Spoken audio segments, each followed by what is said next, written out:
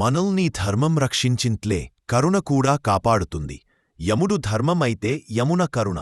వారి దివ్య సోదరసోదరీ బంధమే భగినీహస్త భోజనం రూపంలో మనకు పండుగయ్యింది. సూర్యభగవానుడి కుమారుడైన యముడు ధర్మం, సత్యం, సమత్వమనే త్రిగుణాల సమ్మేళనం. ఆయన తీర్పు కర్మఫల సిద్ధాంతానికి ప్రతీక. సత్యమే యముడి శ్వాస. యముడి చెల్లెలైన యమునను పురాణాలు పాపహారిని, పుణ్యప్రద, కాళింది, శ్రీకృష్ణుడి అర్ధాంగిగా కృష్ణప్రియాని స్తుతిస్తాయి. అన్న ఆశీర్వాదం చెల్లికి ఐశ్వర్యానిస్తుంది. ఇలాంటి అనురాగబంధానికి యమధర్మరాజు, యమున ప్రతీకలుగా నిలిచారు. వారిని స్మరించుకుంటూ చేసుకునే పండుగే భగినీ హస్తభోజనం. అంటే అక్కచెల్లెళ్ళు ప్రేమతో సోదరులకు భోజనం వడ్డిండిడ్డం. ఈ పండుగ దీపావళి తర్వాత రెండో రోజు కార్తీక శుక్ల విదియ నాడు వస్తుంది.